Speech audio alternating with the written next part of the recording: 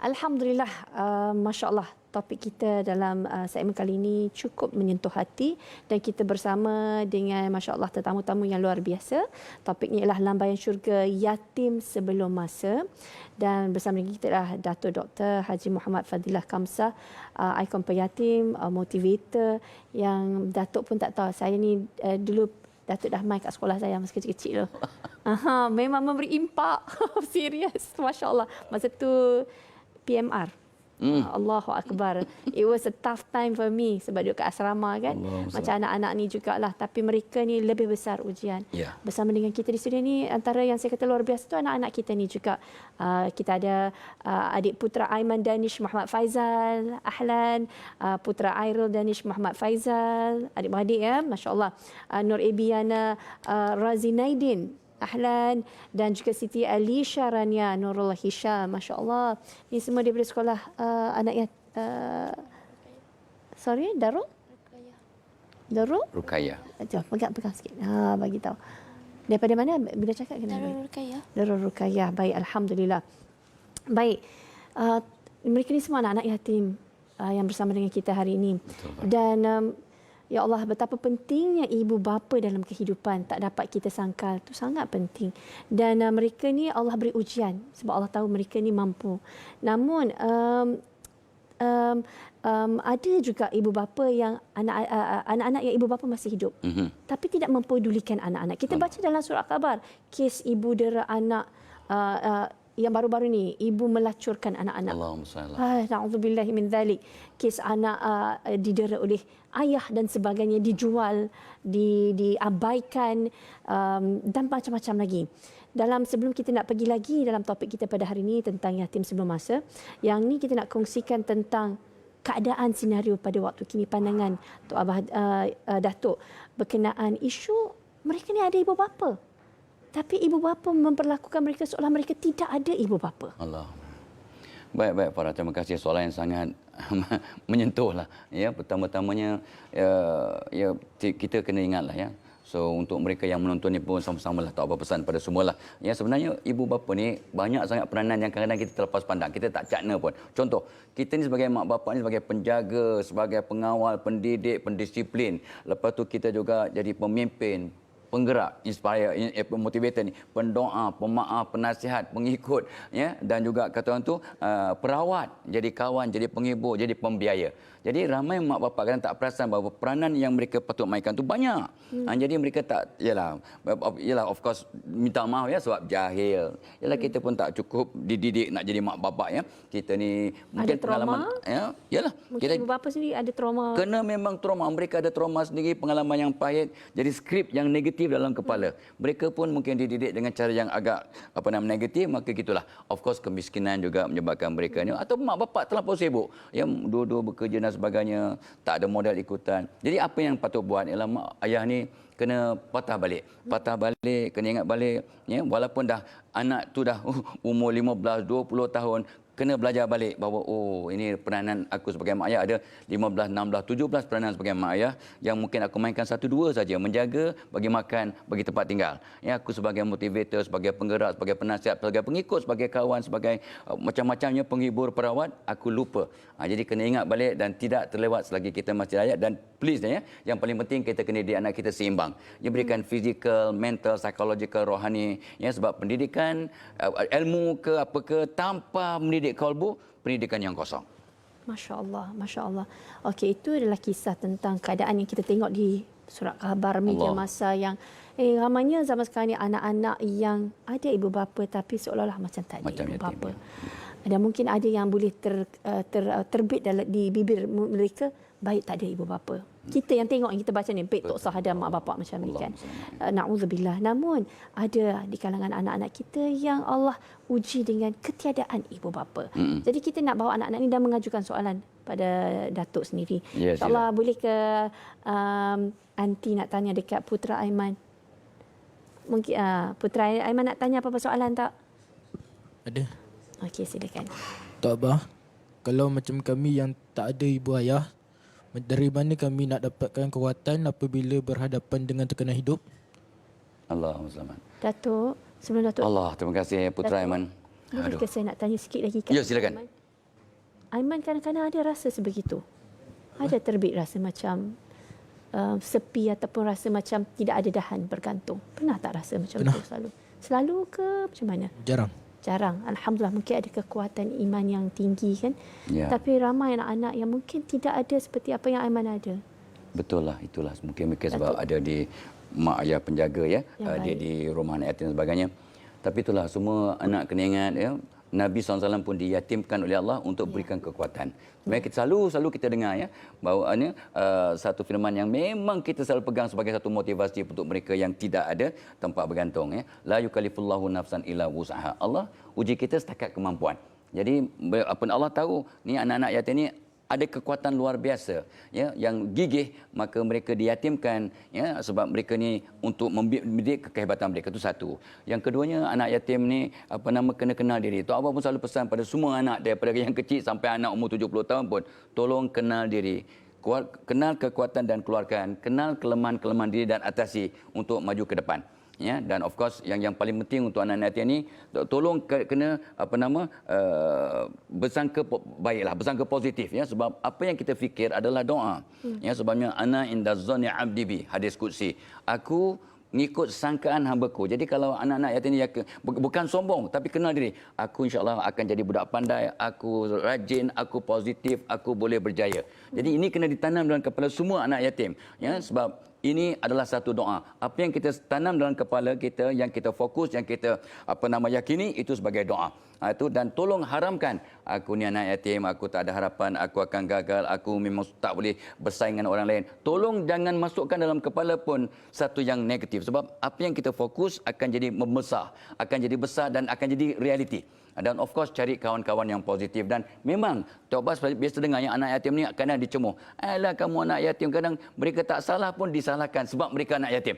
Jadi jadikan cemohan, penghinaan orang sekitar itu sebagai satu motivasi. Okey, aku akan buktikan aku tidak seperti yang kau sangka, dan tiap kali orang mencemoh, tolong sebut pada mereka, tolong ya pakcik, makcik, cikgu, ustazah, ustaz, tolong doakan saya untuk berjaya dunia dan akhirat. Dan ramai anak-anak yatim yang sudah berjaya, contohi jejak langkah anak-anak yatim sudah jadi profesor, jadi doktor, jadi CEO, jadi dai, ya, jadi macam-macam yang hebat. Contohi mereka, mudah-mudahan dapat semangat, insya-Allah. Amin. Contoh terbaik Rasulullah lah. Allahumma selamat. Itulah Betul. paling example yang terbaik, masya-Allah. Betul. Okey, saya nak berbalik kepada anak-anak yang seperti anak yatim. Sekurang-kurangnya anak-anak ini kita yakin bahawa mereka berada di tempat, di kalangan mereka. Mereka ada support system. Sama sahabat, sama kawan-kawan kan, boleh meluahkan perasaan. Lepas tu ada pula guru-guru, para asatizah yang mendidik. Lepas tu orang selalu rasa lembut hati pada anak yatim. Diusap-usapnya anak yatim, diraikan. Tapi mereka yang berada dalam perhubungan ibu bapa yang toksik. Bayangkan, insan yang daripada kecil yang patut menjaga dan melindungi, dia merosakkan dan mengabaikan anak-anak. Mungkin setiap hari dikabarkan, dihembur kata-kata kesat, dihina anak dan ditanam sifat negatif. Jadi anak tu membesar dengan rasa dia memang a failure. Betul. Jadi dalam, katakanlah ada penonton di sini yang pernah melalui saat itu, pernah melalui ibu bapa yang begitu toksik, ataupun melihat orang sekeliling yang anak-anaknya sedang melalui proses yang toksik.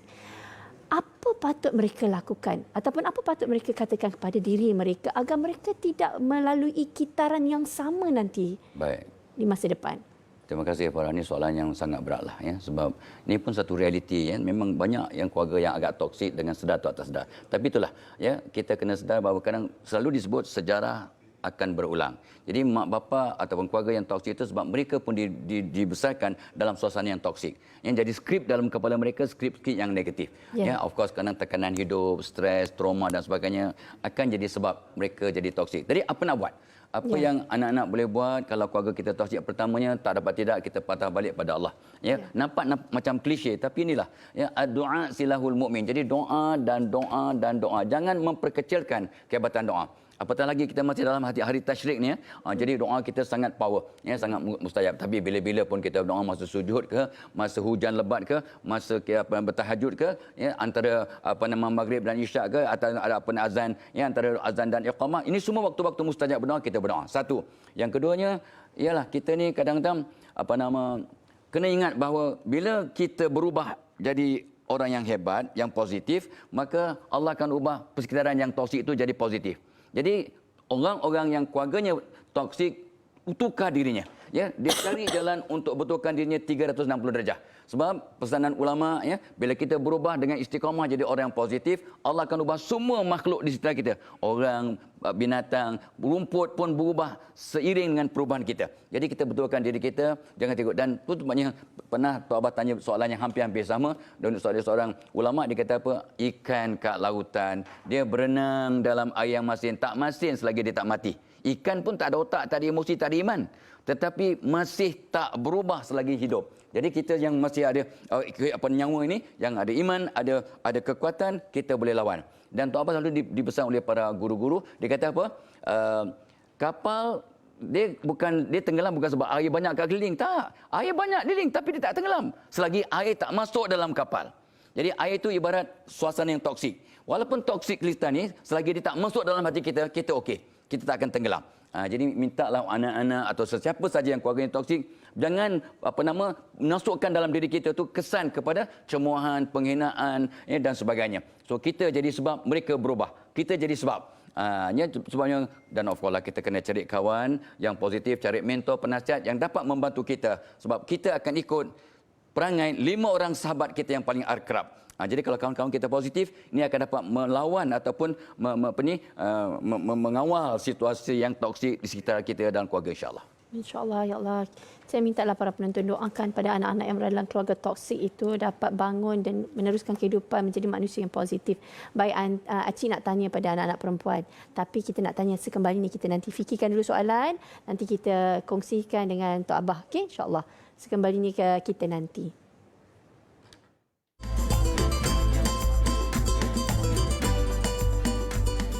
Anda usahawan baru bervisi tinggi dan bermotivasi.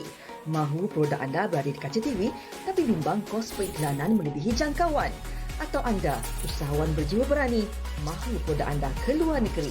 Sertai Bincang Niaga Privilege 2023 TV Al-Hijrah pada 29 Julai ini. Kami santuni anda di studio dengan pengisian menarik, mantap dan bermanfaat. Jika anda memenuhi kriteria ini, andalah 50 usahawan bertuah yang kami cari. Layari www.tvalhijrah/bincang niaga ataupun hubungi media strategis kami untuk keterangan lanjut.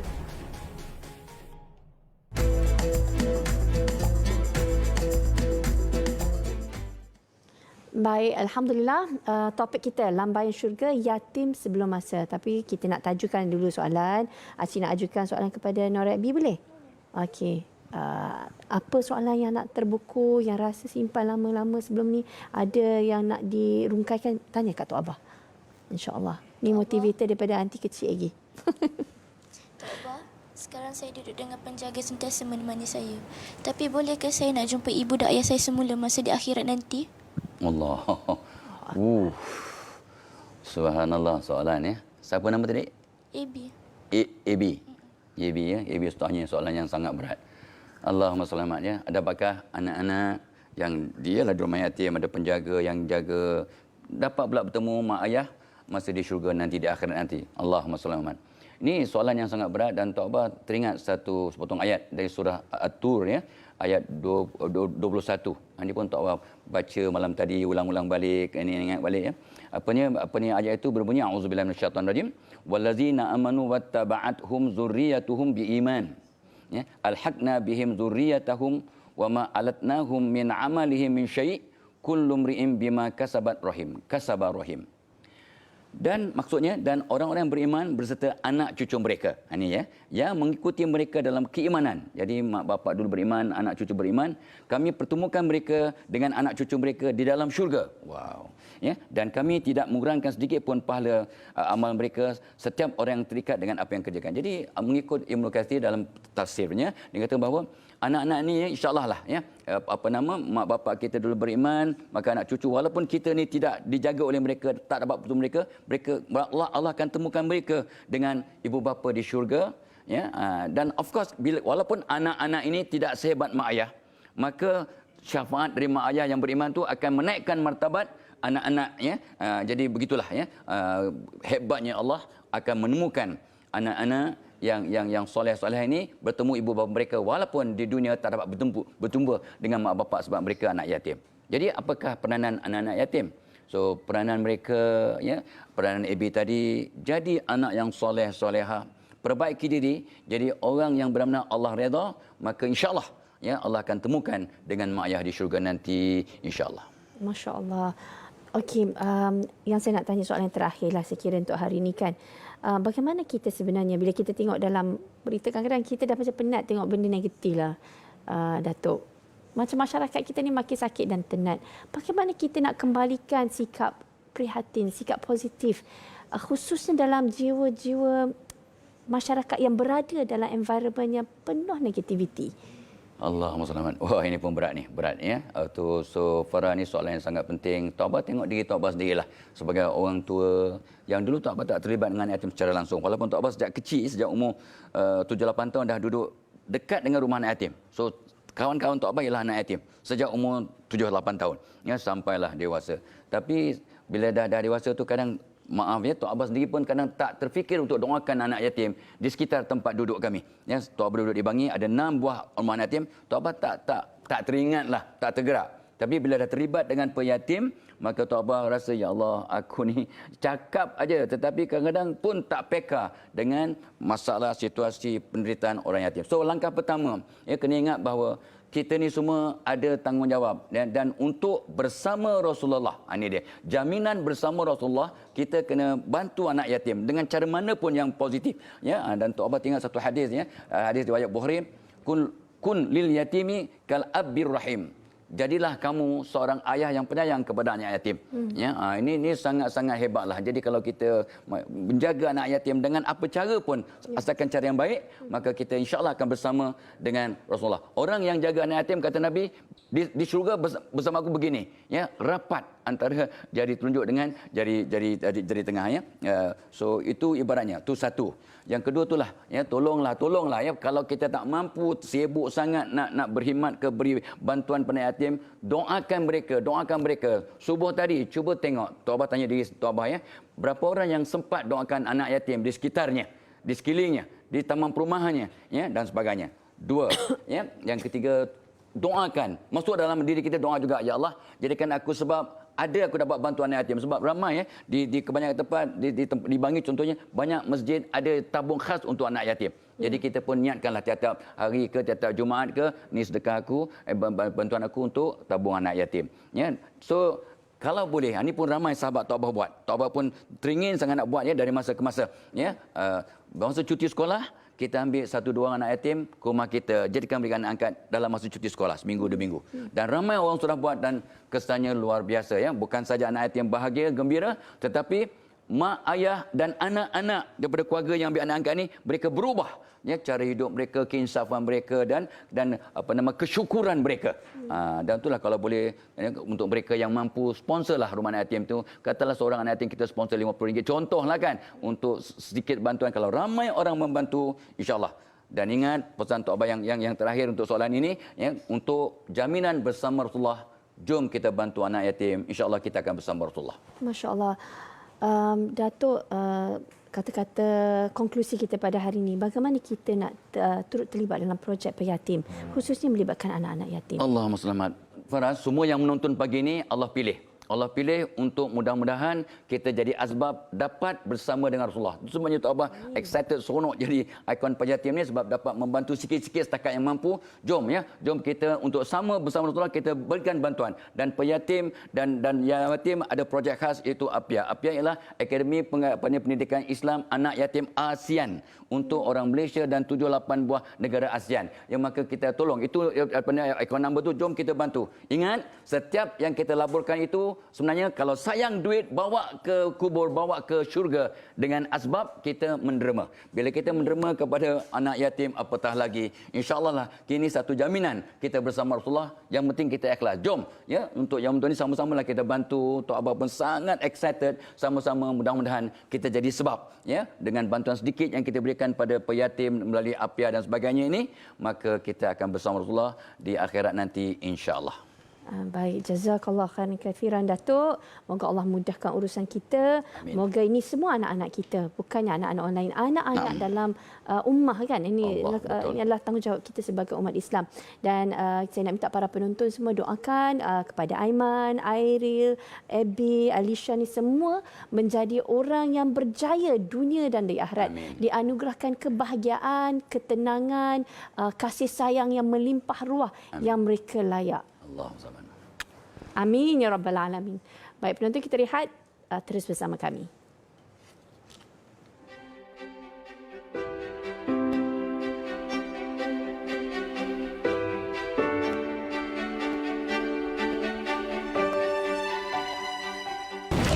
Mak, Aisyah dapat nombor 1, Mak.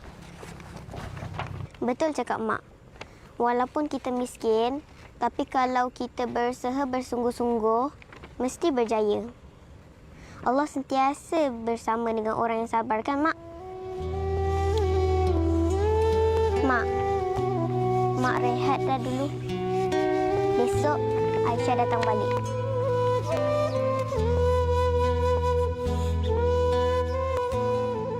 Berilah sedikit senyuman di wajah mereka dengan berinfak ke Persatuan Kebajikan Anak Yatim Malaysia.